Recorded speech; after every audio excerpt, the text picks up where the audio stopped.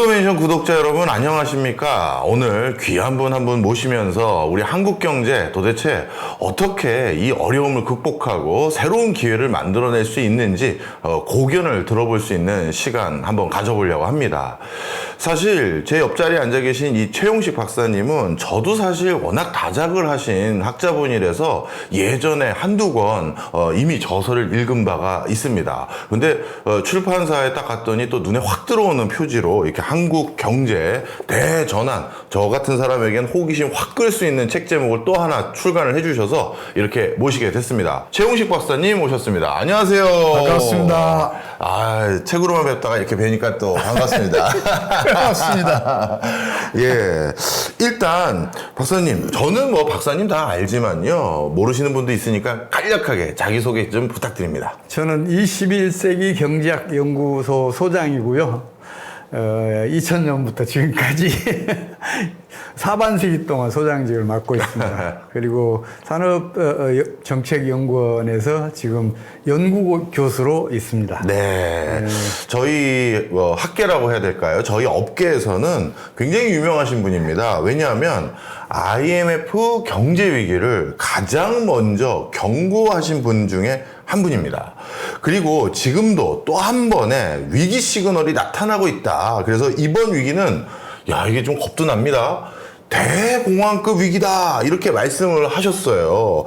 그래서 소장님께서 이번에는 그렇게 생각하신 이유, IMF 외환위기도 처음으로 경고하신 분으로서 이번엔 또 이런 왜 매머드급 위기를 걱정하시나요? 경제 병리학의 관점에서 보면 네.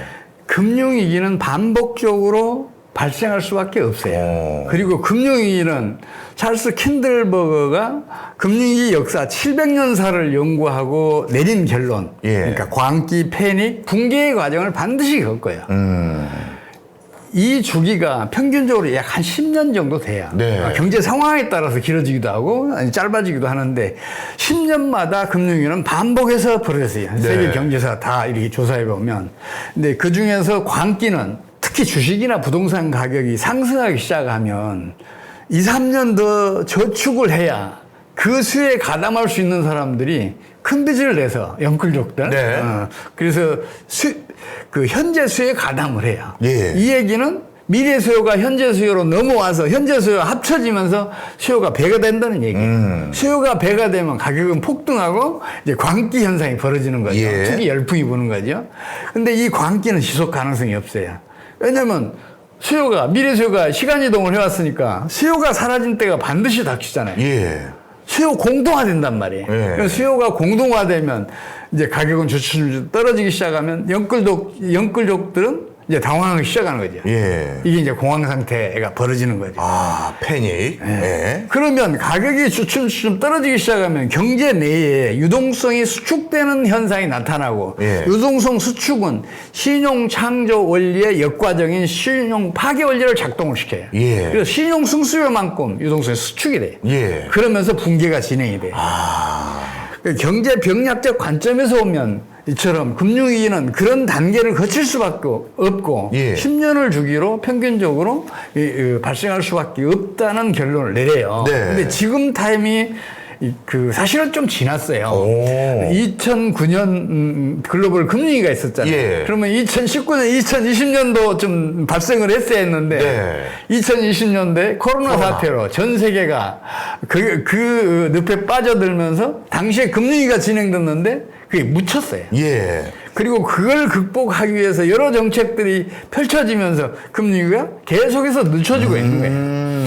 지금 경제 상황을 제가 어렵게 보고 있는 이유는 좀 많이 있어요. 예. 대표적으로 뭘까요? 구체적으로 제가 하나하나 말씀드릴게요. 첫 번째는 지금 현재 물밑에서 진행되고 있는 금융위기가 하필이면 미국에서 터질 가능성이 높아요.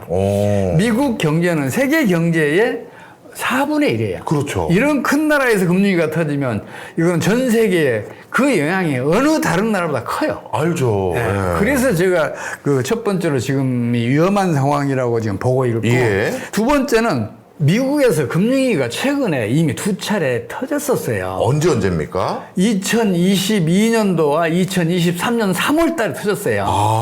2022년 1분기, 2분기 연속 두 번 마이너스 성장을 했거든요. 예. 이거는 금융위기가 벌어지지 않으면 일어나지 않아요.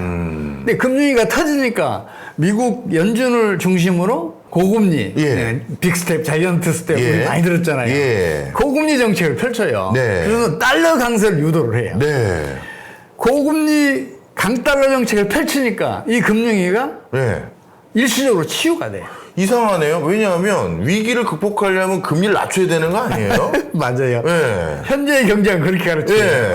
금리가 높아지면 네. 투자가 부진해져서 경기가 소비도 부진해진다. 줄고, 네. 또 달러 가치가 강세로 돌아서면 수출이 부진해서 미국 경제는 후퇴할 것이다. 예. 이게 이제 현재 경제가 가르치는 거 가르치고 있잖아요. 예. 근데 이건 틀렸어요. 오. 미국은 이론보다 현실 그리고 경험을 훨씬 더 중요하게 생각해요. 예. 이론이 이 현실과 맞지 않으면 경험과 이렇게 잘 맞지 않으면 무조건 폐기하고 봐요. 미국은 1982년도에 이미 그걸 겪었어요. 예. 1982년도에 1960년대 후반부터 예. 1970년대 말까지 80년대 초까지 스태그플레이션에 심각하게 10여 년 동안 고통을 받았거든요. 알죠. 그때 폴 월커 연준 의장이 스태그플레이션을 치유하지 않으면 미국은 삼류국가로 바뀔 가능성이 높다. 예. 그러면서 기준금리를 21.5%까지 끌어올려요. 예. 상상이 됩니까? 그러니까요.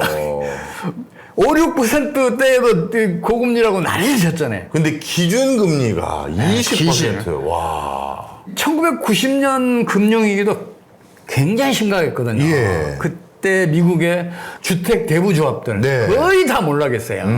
거기다 정크본드 붕괴됐어요.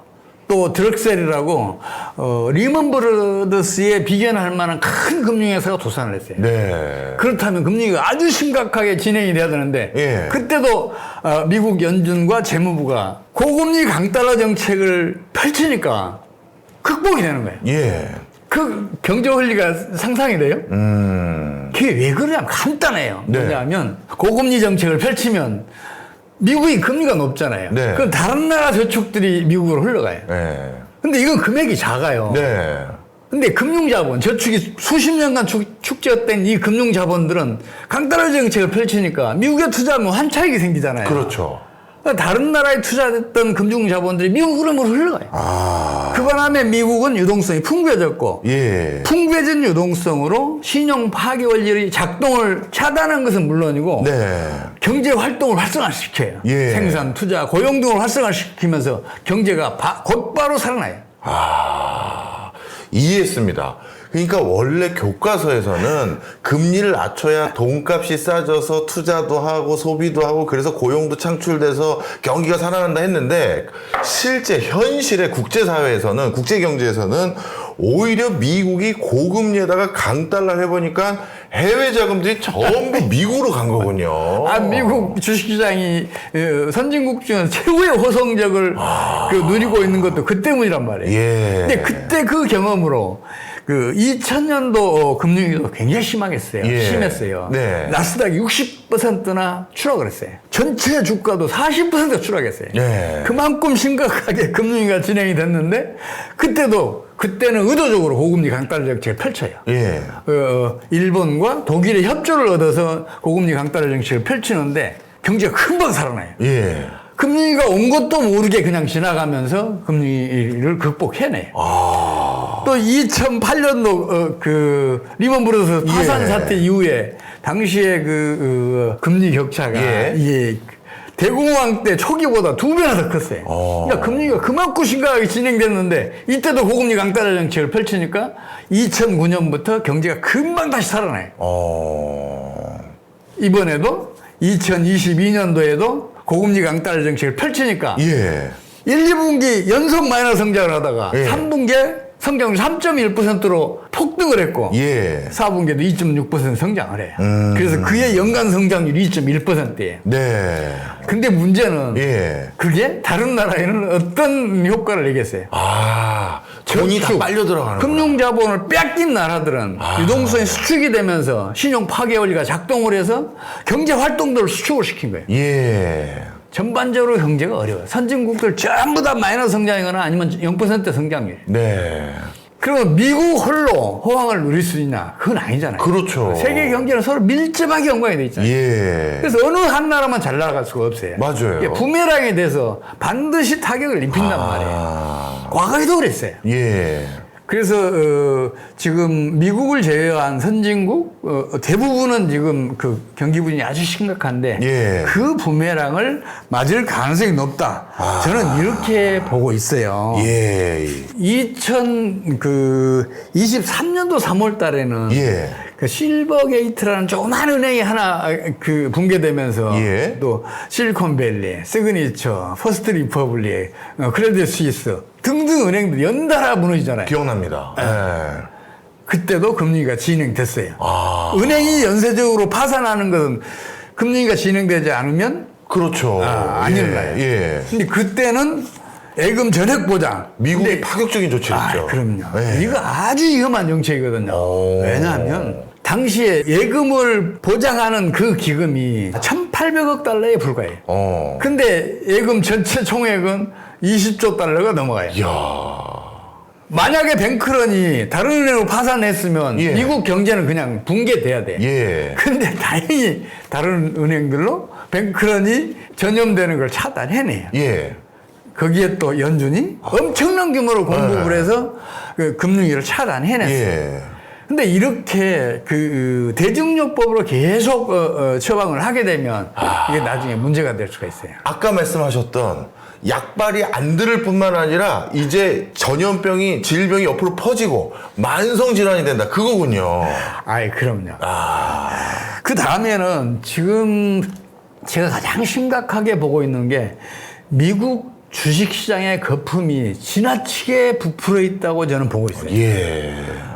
그 원인은 첫 번째는 미국의 그 주식 투자하는 가구 비율이 과거에 30%대에서 60%대까지 올라가 있어요. 예. 어느 가구나 주식 투자를 하고 있는 셈이에요. 예. 근데 이거는 그 대공황 때에 이런 일이 벌어졌어요. 그리고 미국 그 주식시장의 10대 주식이 시가총액의 약 40%에 육박해요. 예. 이것도 대공황 때와 비슷해요. 그리고 미국 상위 계층, 소득 상위 계층 10%가 미국 주식의 93%를 보유하고 있어요. 상위 10%가 93%를요? 야. 이 얘기는 국부가 소득 상위층 계층에 편중돼 있다는 걸 의미해요. 그렇네요. 예. 소득이 이렇게 편중이 되게 되면 무슨 일이 벌어지냐면 예. 소득 상위 계층은 소비 성향이 최상위 5분의 1은 70% 간 넘어요. 네. 반면에 최하위 20%는 약 한 8% 정도 돼요. 기본적인 생활할 때 돈을 써야 되니까요. 아이, 그럼요. 예. 그래서 소득 편중이 심해지면 심해질수록 유효수요는 부족해져요. 그러면서 경기가 하강으로 돌아설 수 있어요. 그렇군요. 그런데 이렇게 미국의 특정 미국 주식시장 그리고 미국의 특정 주식시장 이런 거에 주식이 쭉 올라간 건 실적 때문이라면 문제가 없는 거잖아요. 근데 그게 실적 때문이야. 정확하게 지적하십니다. 미국의 경영수지 호전이 예. 미국 주시장을 호조로 만든 게 아니라 예. 다른 나라에서 축적된 금융자본들이 미국으로 몰려가서 유동성이 풍부해지니까 주식을 많이 매입하면서 주가가 계속 신고가를 갱신한 거예요. 근데 문제는 뭐냐면 예. 미국으로 몰려갈 예. 그동안에 축적된 금융자본들이 지금은 거의 다 바닥이 나고 있어요. 그래서 미국으로 지금 유입되고 있는 국제 금융자본들이 점점 줄어들고 있고 그 속도가 빨라지고 있어요. 예. 만약에 그게 중단이 되게 되면 미국 주시장이 약세로 돌아서잖아요. 네. 그러면 국제 금융자본들은 미국을 떠날 가능성이 아주 높아요. 거기다가 만약에 금융위기가 진행되게 되면 예. 미국 연준은 기준금리를 0.25%까지 내릴 수밖에 없어요. 예. 과거에 그래 왔어요. 예. 그래야 금융위기가 무난히 극복이 돼요. 네. 그러면 달러도 약세로 바뀐단 말이에요. 그렇죠. 그럼 자금이 더 빨리 이탈하겠네요. 아이, 그럼요. 그걸 제가 위험하게 보는 거예요. 거기다가 지금 미국 주식시장의 호조가 사실은 경수지 호전이 아니라 예. 테마에 의해서 이끌어져 왔어요. 예. 2021년도에는 가상화폐 열풍이 그때 한번 불었어요. 기억납니다. 예. 그런데 그 가상화폐 열풍이 죽을 때쯤 2022년 하반기부터는 네. 배터리 전기차 열풍이 불었어요. 2차 전지. 예. 그리고 이 열풍이 죽을 때쯤 2023년도 말쯤부터 예. 이번에는 AI 열풍이 불었어요. AI 열풍이 잠잠해질 때쯤인 올해 초부터서는 다시 가상화폐 열풍이 불었는데 네. 이거는 지속 가능성이 없어요. 어. 지금 최고점에 와 있는 것 같아요. 예. 가상화폐 예. 가치가. 예. 그렇다면 그 다음에 뭔가 신선한 테마가 나와야 되는데 제 눈은 안 보여요. 그래서 미국 주식시장을 더 이상 끌어올릴 여지가 없다. 물론 미국 연준이 주요 각국의 중앙은행들과 수시로 화상통화를 해요. 네. 그러면서 주식시장이 무너지면 세계 금융위기가 온다. 그러니 주식시장을 우리가 어떻게든지 떠받치자. 또 맞추자 해서 다양한 그 금융정책들 금융 완화 정책들을 펼치고 있어요. 그걸로 해서 버텨지고는 있는데 네. 어느 한순간 무너지면 금융 정책으로 그 감당이 안 돼요. 그렇군요. 그래서 제가 지금 아주 위험하다고 보고 있는데 하필이면 이런 때 네. 트럼프가 관세 전쟁을 시작을 했어요. 이 관세 전쟁이 금융위가 수면 아래에서 진행되는 것을 수면 위로 끌어올리는 트리거의 역할을 할 것 같다. 저는 그런 판단을 하고 있어요. 그러면요, 트럼프 대통령은 미국의 대통령인데 미국의 경제 상황이 이렇게 불안전한 요소, 불확실한 요소들이 많아지는 상황에서 방금 말씀 주신 것처럼 박사님께서 이런 상황에서 관세 전쟁을 해버리면 더더욱 문제가 심각해진다고 진단하셨는데 트럼프는 정작 왜 그럼 관세 정책을 하는 겁니까? 그 관세 전쟁을 펼칠 수밖에 없다고 판단을 한 것 같아요. 실제로 그 2008년도 글로벌 금융위기도 서브프라임 모기지가 붕괴되면서 금융위기가 터졌는데 그게 급속하게 확산되고 심각하게 진행하는데 결정적인 역할을 한 게 미국의 경상수지 적자예요. 네. 근데 그건 또 역사적인 맥락을 좀 볼 필요가 있어요. 네. 2000년대 초에 나스닥 시장 붕괴되고 또 9.11 사태 터지고 뭐 그러면서 금융위기가 진행이 되니까 네. 미국이 그때 강달러 정책을 펼쳤어요. 예. 강달러 정책을 펼치니까 다른 나라 금융자본들이 미국에 몰리면서 그 금융위기를 무난히 극복을 해요. 예.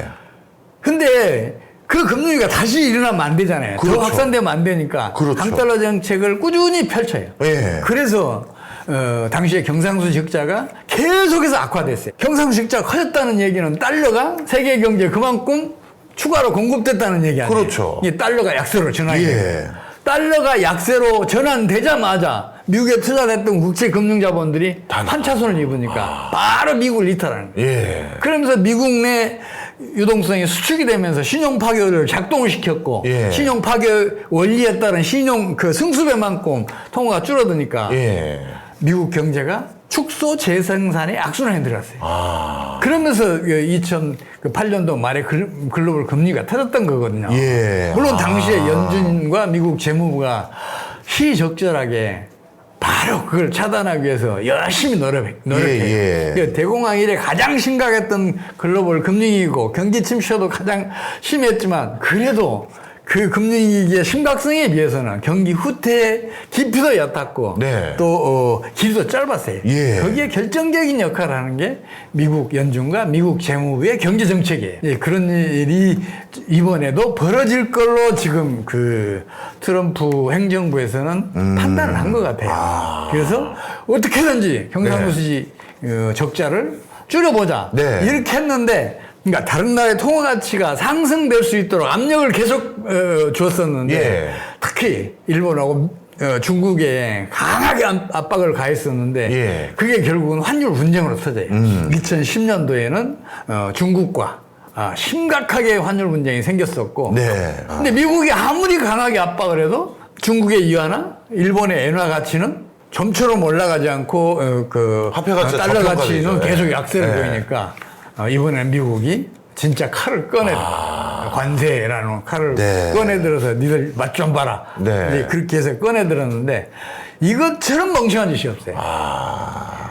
이거는 명백한 보호무역주의잖아요. 네, 근데 그렇죠. 보호무역주의는 대공황 때 미국이 쓰라리게 겪었어요. 네. 이 저서 앞부분에서도 미국이 역대 대공황, 니슨 때 뭐 이런 여러 차례 보호무역주의 선택했었을 때 그 여파를 다 설명해 주셨잖아요. 대공황 때는 그 보호무역주의, 특히 그 스무트 홀리 관세법을 예. 펼치면서 이 관세도 대폭 끌어올렸지만 각종 무역 규제 조치들을 취해요. 예. 그 바람에 세계 무역 규모가 3분의 1 토막이 나요. 네. 트럼프의 관세 전쟁도 미국이 가장 큰 타격을 입을 것으로 보고 있어요. 예. 물론 지금까지는 그 타격이 나타나지 않았어요. 예. 그건 왜 그러냐면 사람도 면역 기능이 있잖아요. 예.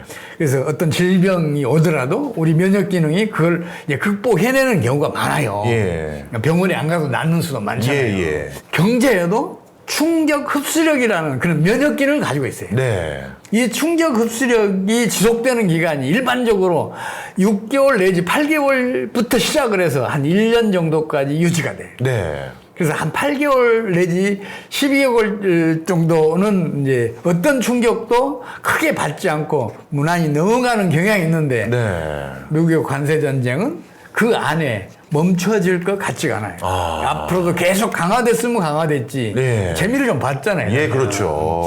그래서 더 강화될 것으로 보이는데 예. 그 충격 흡수력이 고갈된 예. 8개월 내지 12개월 후 그러니까 예. 올해 연말쯤 되면 미국 경제는 아주 심각한 상황으로 몰릴 수 있다. 본격적으로 대공황급 금융위기가 벌어질 수도 있다. 그래서 예. 저는 그렇게 판단하고 있어요. 알겠습니다.